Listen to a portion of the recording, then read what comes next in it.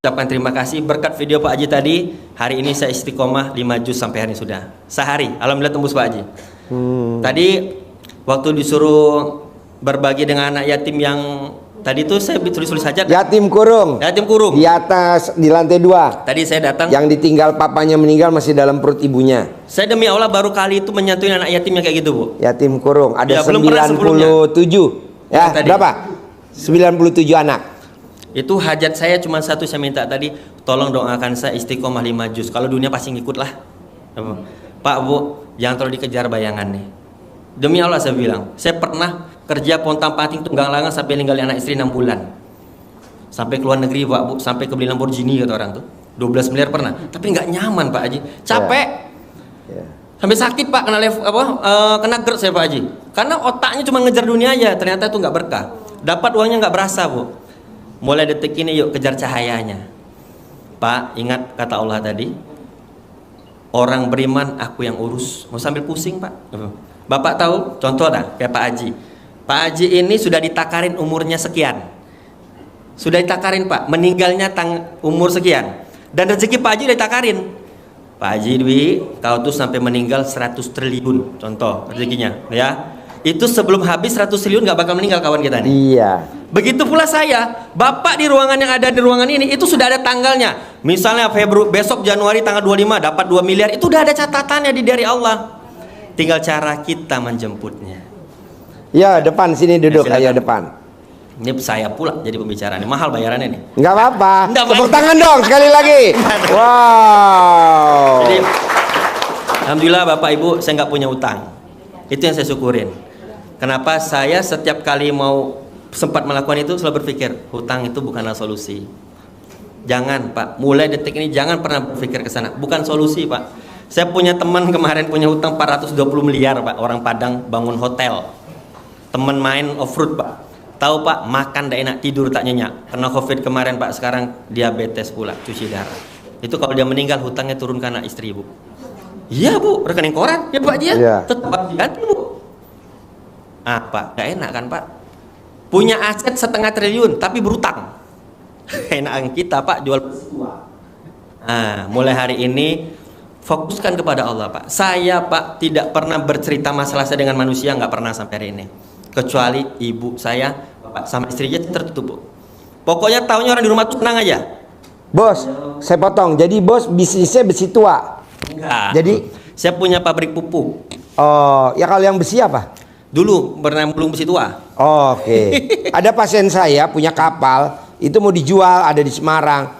Mas Abi, terkasih nomor teleponnya Mas Abi. Nah, bisa. Itu yang Oh, cincang-cincang. kemarin cair Iya, Bu, Mas cincang. 100 miliar 2 kali. Masya Allah. Jadi waktu itu Abi datang kemari, rumahnya cuma 230 meter. Setelah pulang dari sini, ngikutin ilmu RDAI, sekarang rumahnya 2200 meter. Masya Allah. Waktu dia datang kemari nggak punya mobil. Saya bilang kamu harus punya mobil. Saya di rumah mobilnya 19. Di sini mobil saya 101. Total mobil saya pribadi 120. Kamu harus minimal sama. Nah dia kemarin testimoni. Ini di sini kan pasien saya baru setahun.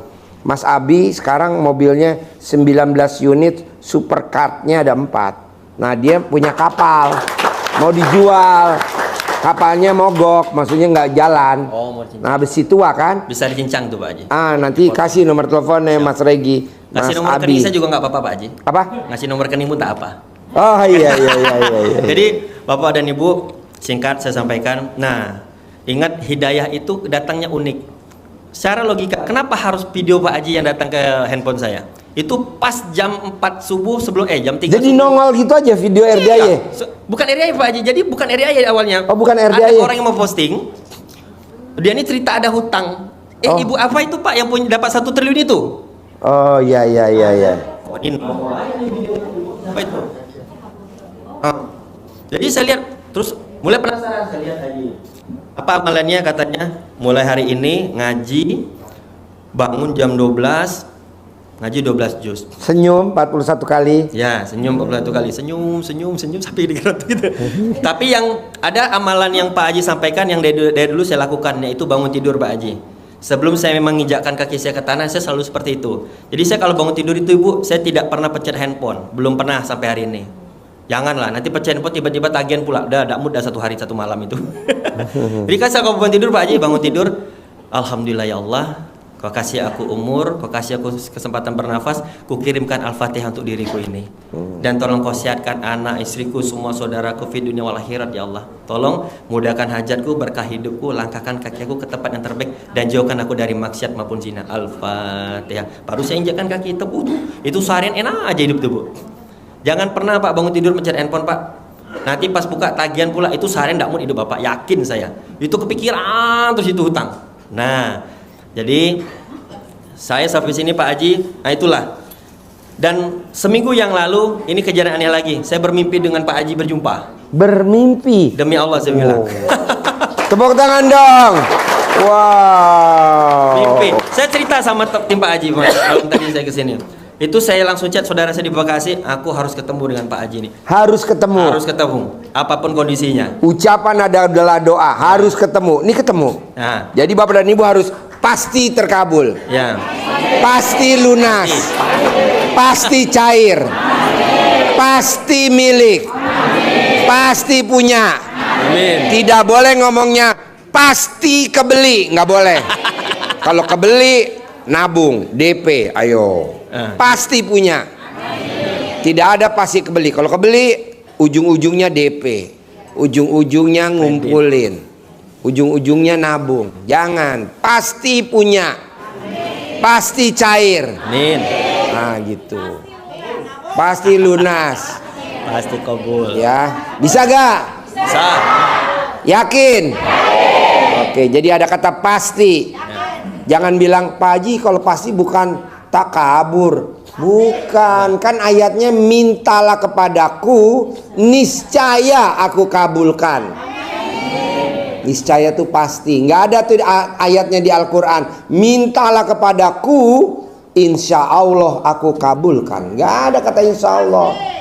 Apalagi mintalah kepadaku, semoga aku kabulkan. Jadi nggak ada semoga. Semoga itu adanya di apotik dan rumah sakit. Semoga lekas sembuh. Separoh mati, separoh hidup. Saya tambahin yang Pak Haji bilang tadi sesuai dengan hadits qudsi. Saya Pak Haji versi terbukanya, saya versi Al-Qur'an ya. Ibu tahu nggak sampaikan Pak Haji tadi? Coba Bos, diterangin Bos, biar tamu-tamunya takjub. Yang Pak Haji sampaikan tadi Ibu, itu semua ada dalam hadits qudsi dan saya bedah. Dan itu pelajaran SD. Apa kata Allah? Aku seperti apa yang kalian prasangkakan. Saya pernah menguji santri saya Pak Haji. Saya kan ada santri Bu. Sebelah saya hobi berkuda nih. Ini ada parit 1 meter, cuma 1 meter nih Pak. Kau lakukan dengan 3 cara. Ini orang yang sama. Ada 7 santri saya coba dengan tank yang sama. Yang pertama kau ragu melompatin 1 meter ini. Bisa enggak ya? Kayaknya enggak bisa. Dilompatin bener jatuh Pak. Yang kedua dengan cara kedua 50-50. Bisa atau enggak? Bisa nih Pak Ustadz, tapi kayaknya masuklah ke lubang. Bisa, lompat kebentur Pak, tuh bolong kakinya.